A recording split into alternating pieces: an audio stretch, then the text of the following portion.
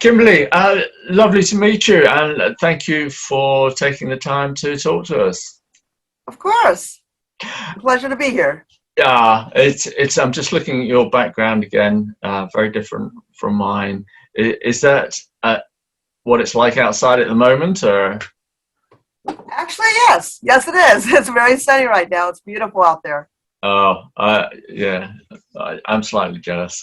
I have to say. Well, make you more jealous. I can walk to the beach. That's how close we are. Oh, fantastic, fantastic. Well, I can walk to the beach too. It's not far, just a couple of miles, but it doesn't look like that. It's I'm on a sunny day, it's not bad, but not at the moment.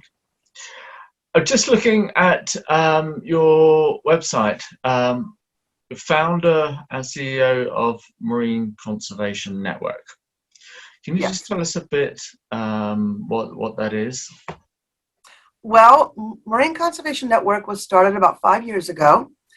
And it started because at the time I was working over at a local aquarium. I was known as the Shark Lady because I was working at the shark tank in there. That was my position. And at that time, we were there and we were explaining to everybody in scientific terms. And it was more for school privileges, for children to come through and learn about the marine life. But they also had a lot of tourists coming through. So I did my presentation like I was supposed to do with the scientific terms and the Latin terms like phylum and chordata. Unfortunately, most of the tourists that came in were out of country. So they had no clue what I was talking about. They didn't stick around to find out more about the animal and why they're important to preserve and to protect. So I started talking on their terms. And I don't mean their terms like talking down to them. I mean their terms to where the common language you would understand why they're important. Like it was a swell shark as opposed to, chordata. They had personalities, what their purpose was, what the purpose of the shark in general was. And the more I talked to them on that level, the more retention I got and the more excitement I got. And that made me realize that there's a disconnect. There's a disconnect between the scientist, the conservationist, and the general public. And if we're going to make any kind of impact in this world to where we can protect the oceans, which are our future, that we have to find some way to come together on a common language. We have to include everybody, and everybody has to understand what's going on and why it's important. So I started creating it, and I started developing the website and talking to more people. And I found that it really was taking off, and a lot of people were really, really interested when you got on their level and to their heart. And now we're 5,000 followers strong, and we've got a big team. We've got a program that we're building now, and we've got 3 offices throughout the country. One in Sri Lanka, one in Florida, and one out here. Wow, that's grown quickly. That's fantastic. Yeah, in 5 years it is. Yeah, I mean, it's always been my frustration that groups, whatever they are, have always been reluctant to share their information and knowledge. That probably because they're all after the same sort of funding, but it's been very difficult to get people together. Exactly. And work together, and you seem to be doing that. Doing my best. I'm trying every day. So what kind of groups are you actually working with? I have several nonprofits that I'm working with right now. We have about 5 of them that are partnered with us. One of them is in Florida. It's the World Federation Coral Reef Conservation. We have another one in the UK called the Siren Project and the Marine Diaries. So we've got quite a few going on right now, and some of them are female-based, but one of them just touched my heart because they're in Florida, which is my home state where I was born and raised. So, of course, I had to connect with them. But we've got quite a few that we're connecting with worldwide. Do you have problems getting people to connect with you, or groups to organizations to connect with you? Or once you approach them, are they fairly amenable and willing to come on board?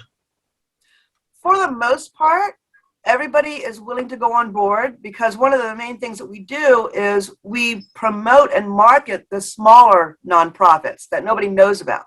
everybody knows about NOAA, but nobody knows about the Siren Project or the Marine Diaries. So we help promote them. So for the most part, everybody is more than willing to work with us and spread the word. And I connect them with other organizations so that they can grow.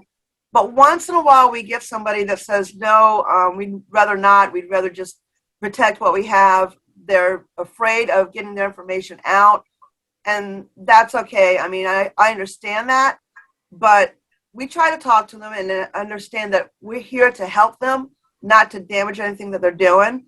And they eventually come around. But for the ones that don't, that's what we're trying to avoid. We're trying to go around that and have more people connect and more people come out and explain to the general public what's going on. Yeah, sure. It's a difficult problem, that. And as I said earlier, I have seen it a lot around the world. It's a huge shame. I mean, if we all came together, we could just do so much. It's very frustrating. Exactly. And that's the focus of MCN, because the problem is a lot of it, unfortunately, a lot of it is political and, like you said before, financial, because they're trying to get a grant. But in the way that we look at it is that if your whole purpose is to go out there to make an impact, to protect the oceans, because the oceans are our future, our past, our present, they're every other breath that we take. And if we don't take care of the ocean, we're next, because that's where everything comes from, our livelihood, our medicine, our food. But if we're on the same track, there should be no reason why we don't get other people involved one way or the other, whether it's by knowledge or hands-on or financial. And that's just one thing that we're trying to change in the world. We're trying to educate people and open up their minds to working together. Yeah, it always surprises me just how little people know or realize the importance of the oceans. I mean, there are dedicated people like yourself and groups around who are associated with it all the time. But generally around the world, populations, they hear the bad news, but they don't actually, it doesn't click what the importance of the oceans is to our day-to-day lives, even if you never go near it. And exactly, that's a very difficult one to put across. It is, because the way that I look at it is out of sight, out of mind. If it's not affecting you directly, then more than likely you go on with your life and you've got other concerns and you're not worried about it. But if you look at the places that depend on the ocean 100% for their livelihood, they see the changes that are going on. They see the damage that's happening. They see what they need to fix and what they need to change, because it's right there in front of them 24/7. Everybody else, the rest of us, we're lucky to get to the ocean, because first of all, it's either too far away, or second of all, it's too expensive to live on the ocean out here in the United States. So we take for granted where we get our fish from, where we get our medicine from. We don't even think about it. But go to the communities that live on the ocean, they know exactly what's happening. And that's what we need to bring here and educate people more. How do you actually promote yourself or your group? I mean, how do you present yourselves in the public eye? Well, a lot of social media marketing, a lot of it, especially since COVID. The world's changed completely to where 95% of your life now is online. So we do a lot of social marketing online, but we also do the old-fashioned face-to-face. We go out, we talk to people and meet with people at the harbor down here really close to us. We go to the beaches. We go to other events and places where they've given like talks and all kinds of meetings that are going on. So it's a combination of old-fashioned and the new world. We kind of do a little bit of both. Yeah, no, it was interesting looking at your website when I turned to your contacts page and it had your email address and everything.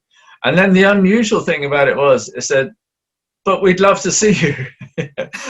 Call in. And yes. I can't actually remember ever seeing that before. Do you get people calling in? Yeah, we actually do. We've had people call in and We've had people call in to have us come down and help with seals and sea lions, which is not our specialty, but we do go down to our local beach every once in a while and help out, because during COVID, the local nonprofit that's here for the seals and sea lions had a skeletal crew. And we're right here at the beach, so we would go down for that. We would go down and people would ask us to come and educate them on certain things that are happening at the harbor. So we do get phone calls, we do get messages online to come meet up with people, and that's awesome whenever we get that. We get so excited that somebody actually calls us. Yeah, I'm sure you do. Out of all the years that you've been going now, is there a project or something that's encouraged you, something that's worked, some positive news? Well, as far as a success that we've had at, or a project we're working on? Which is what? Well, we have a project that we're working on that's actually getting very, very good feedback. It's brand new. It's called the Young Ambassador Program. And that's for kids that are ages 8 to 15, but they're kids that are exceptional and passionate about the ocean. They're already doing their own thing to where they're getting involved with conservation and educating others. They're doing very well in school and they're on their pathway.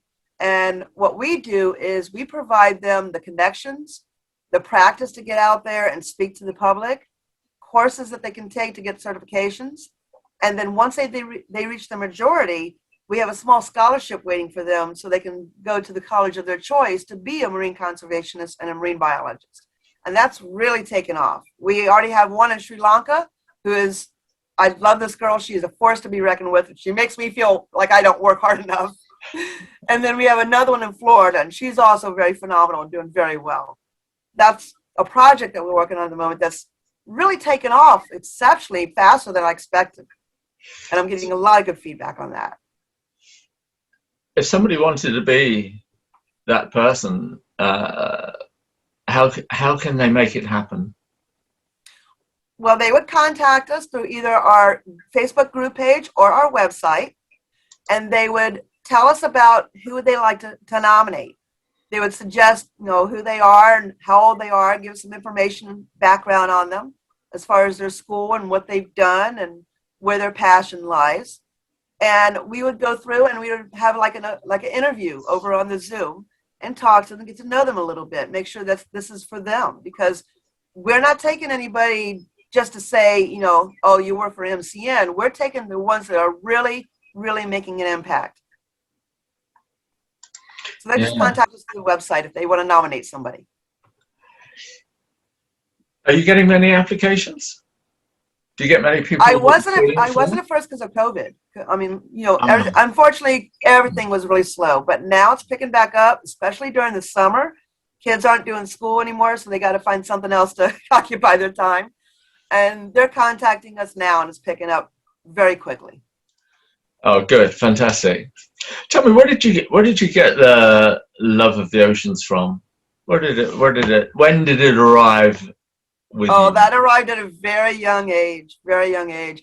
I started out, like I said, I was born and raised in Florida, and my father was a commercial fisherman. I'm sorry, not commercial, a recreational fisherman. And he would always go out every weekend.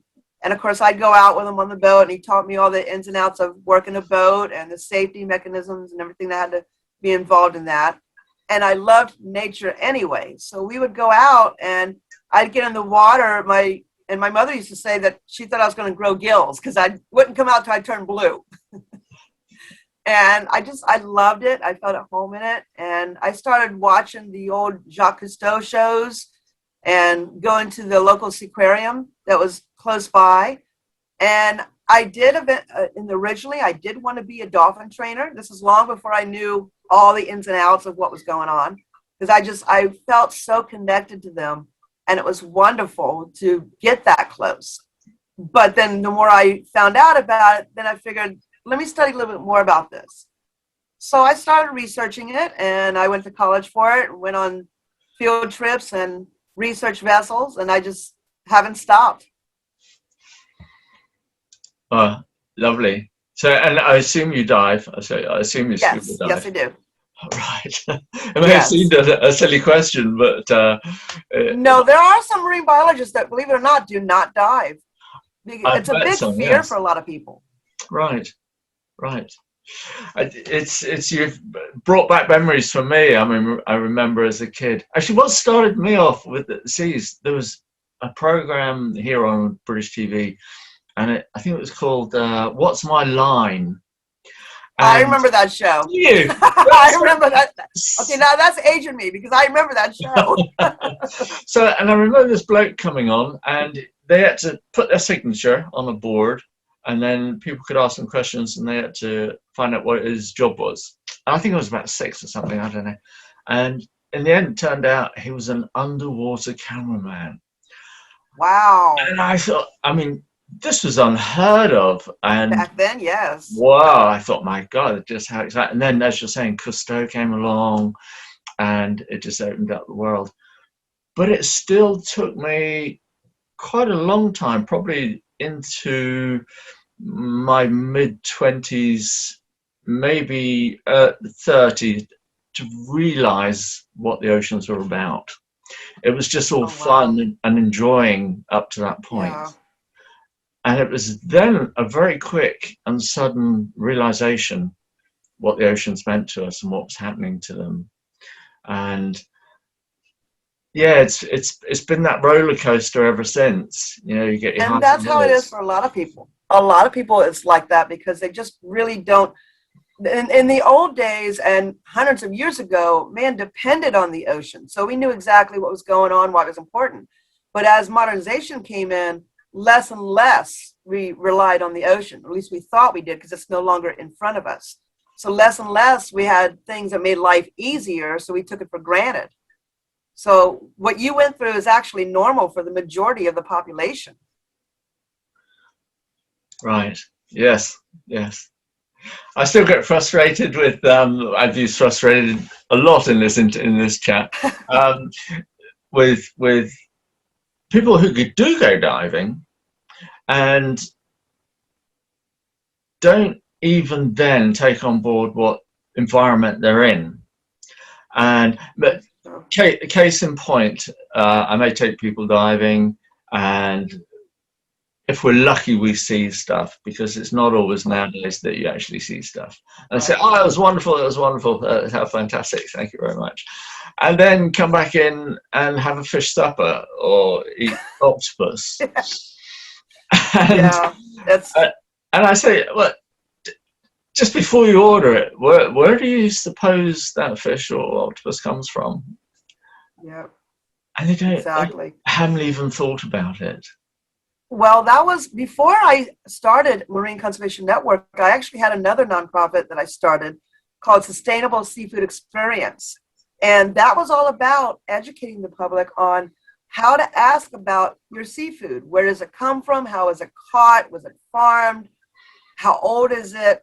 Nobody understands that you need to ask those questions and be aware of where your food is coming from. Because especially a lot of the farmed places, they don't take care of their fish correctly. I'm not saying all. There are some that are fantastic, but not very many compared to the ones that just want to get the fish out and sell them to you. And you don't know what you're getting. And especially here in Santa Barbara, everybody is very health conscious. So everybody was very interested how to find out to buy local and what does sustainable mean. And believe it or not, some people didn't know what sustainable meant. I went to a restaurant even that sold fish. And I asked them, is it sustainable? And they're like, what is that?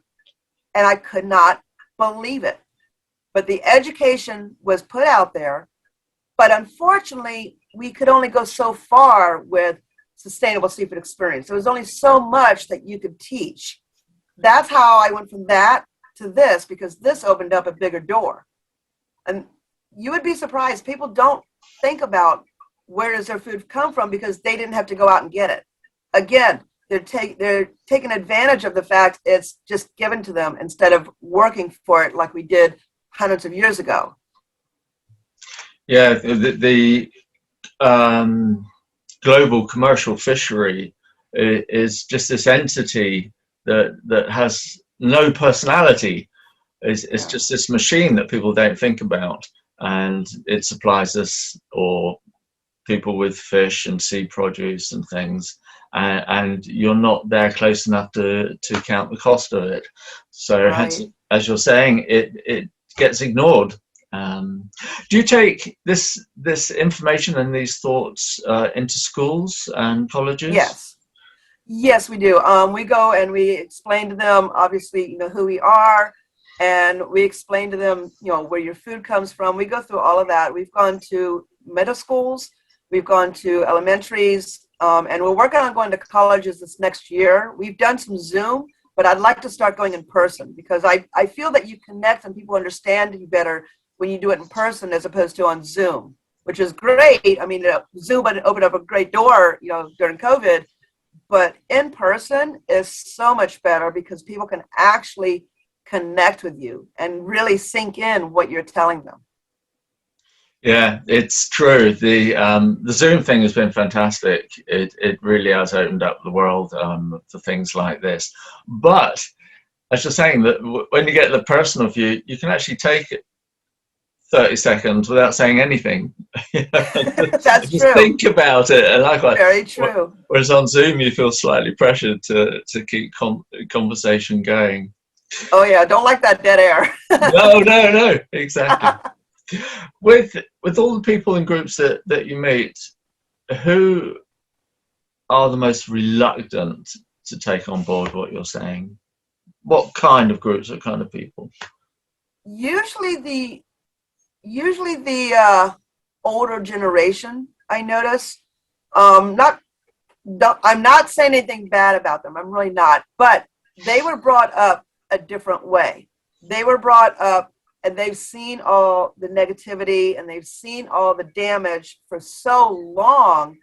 It's really hard for them to change habits, and hard for them to see that we can make a difference if we start now. And if we can, and all it takes is one, but you take one and multiply that by over 7 billion, you'll get a big impact. But a lot of them, especially the older ones, they have a hard time changing habits. The younger ones, like the preteens, they've got so much heart. And some of the young college kids do too, the ones that are fresh into college. They've got a lot of heart and ambition, and they know what's coming if we don't do anything about it. So I really think the harder group would be the older generation. It's a great shame about that too, and I totally agree. I come across it myself. I see. In fact, I only heard somebody say a couple of days ago, he was complaining about these conservationists, these do-gooders, and I thought, yes, you've lived your life. You have absolutely no idea what you're saying here. yes, It's a tragedy. And the thing is, older people aren't stupid. You don't pass an age and then suddenly become dumb. right. You have all this life experience, your knowledge. They really should be more active in what's going on, rather than using that phrase, well, now it's in the hands of the children.